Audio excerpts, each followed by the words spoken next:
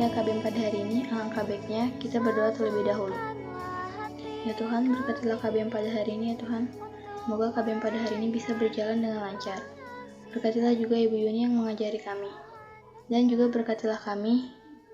Semoga kami bisa bersungguh-sungguh dalam belajar KBM pada hari ini. Dalam nama Tuhan Yesus, amin. Salam, puji Tuhan, kita bertemu lagi pada hari ini anak-anak yang saya rindukan semuanya. Apa kabarnya? Pasti semua di dalam keadaan sehat dan di dalam perlindungan Tuhan Yesus. Saat ini kita akan masuk ke bab ketiga, dan sebelumnya saya mengucapkan terima kasih kepada Chelsea Erisa yang sudah membawakan doa pada hari ini. Dan saat ini sebelum kita masuk ke dalam KBM, siapkan Alkitab, juga buku paket, dan semua peralatan tulis disediakan terlebih dahulu ya. Puji Tuhan, di bab ketiga ini kita akan belajar tentang apa itu pengharapan. Nah, di dalam pengharapan, apa yang harus kita pelajari di dalam pengharapan? Seringkali kita dengar tentang pengharapan. Contohnya, peserta didik mengharapkan nilai tertinggi dari hasil belajarnya agar mendapatkan kesempatan melanjutkan pendidikan di SMA yang terbaik. Banyak yang diharapkan oleh manusia agar hidupnya sejahtera, bahagia, dan tanpa masalah. Tidak jarang orang berlaku curang untuk mendapatkan apa yang diharapkan. Lalu, apa itu pengharapan? Apa itu pengharapan? Yang pertama, arti pengharapan di dalam Alkitab. Ya. Dalam Kamus Besar Bahasa Indonesia, pengharapan berarti sesuatu yang diharapkan, keinginan supaya menjadi kenyataan. Di dalam Alkitab, pengharapan mencakup hal yang lebih dari sekedar keinginan atau harapan akan sesuatu. Sebab Alkitab berbicara tentang pengharapan yang berhubungan dengan masa depan, kepastian di dalam hati, keyakinan yang kuat tentang masa depan, dan erat hubungannya dengan janji-janji Allah. Pengharapan dalam konteks keyakinan akan janji Allah yang pasti akan diterima. Nah, pengharapan juga menyangkut sikap orang percaya yang mengenal Allah atau cara hidup yang mengandalkan pada apa yang hendak dilakukan oleh Allah. Hidup dalam pengharapan berarti mendasarkan diri pada janji-janji Allah di dalam Yesus Kristus. Coba baca di dalam Roma pasal 8 ayat 24. Sebab kita diselamatkan dalam pengharapan, tetapi pengharapan yang dilihat bukan pengharapan lagi. Sebab bagaimana orang masih mengharapkan apa yang dilihatnya? Hidup dalam pengharapan karena ada sesuatu yang akan diterima di balik pengharapan itu sendiri. Contohnya, ya, kamu belajar sekarang berharap ingin mendapatkan nilai yang bagus. Ya, di balik harapan yang tidak kamu lihat, ya, ada sesuatu yang harus kamu perjuangkan, yaitu belajar.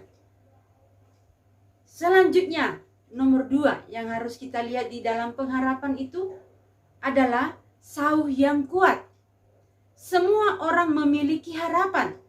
Saat ini dunia dilanda dengan kegelisahan karena kondisi yang membuat kita belajar jarak jauh. Tetapi dalam hal ini kita pun punya pengharapan.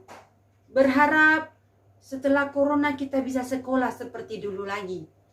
Berharap ketika corona kita akan berkumpul dengan teman-teman kita.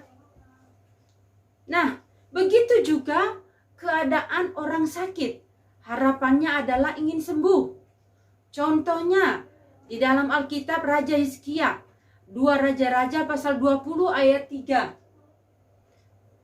Berkata demikian, "Ah, Tuhan, Ingatlah kiranya bahwa aku telah hidup di hadapan-Mu dengan setia, dengan tulus hati, dan bahwa aku telah melakukan apa yang baik di mata-Mu. Kemudian menangislah Hizkia dengan sangat, yang memohon kepada Tuhan dengan pengharapan yang sungguh. Dan Tuhan pun menjawab doanya. Pengharapan adalah sau atau jangkar yang kuat. Pengharapan itulah yang membuat seseorang bertahan dalam kondisi yang dialami.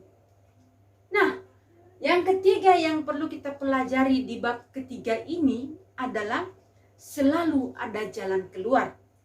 Seseorang yang memiliki pengharapan akan selalu berusaha meraih harapannya.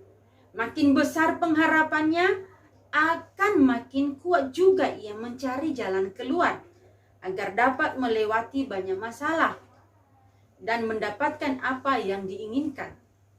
Pikirannya terbuka, mata hatinya akan peka melihat jalan keluar yang akan Tuhan berikan. Contohnya, ya, Zakheus ingin melihat Yesus di dalam Lukas pasal 19 ayat 4 sampai 6. Tetapi Allah mengetahui isi hatinya. Akhirnya Zakheus tidak hanya bisa melihat Yesus. Yesus bahkan menginap dan makan bersama-sama dengan keluarganya. Zakheus tidak hanya melihat, tetapi menjamu, berbicara, dan memiliki hubungan yang dekat dengan Yesus. Jalan keluar yang diberikan Yesus kepada Zakheus jauh lebih besar daripada sekedar memanjat pohon seperti yang dipikirkan Zakheus. Yang keempat, ada masa depan. Dalam Ibrani pasal 6 ayat 19, pengharapan itu adalah sau yang kuat dan aman bagi jiwa yang telah dilabuhkan di belakang tabir. Pengharapan adalah tentang masa depan yang berbicara tentang keselamatan dan kehidupan kekal. Di surga kelak, pengharapan adalah penghantar kepada masa depan itu sendiri. Hanya orang yang berpengharapan kepada Kristus yang memperoleh hidup kekal. Pengharapan kepada Yesus Kristus hanya akan dimiliki oleh orang yang percaya kepadanya. Nah, setelah kamu mendengarkan bab ketiga ini, ada beberapa pertanyaan yang wajib dan harus kamu jawab saat ini juga di classroom.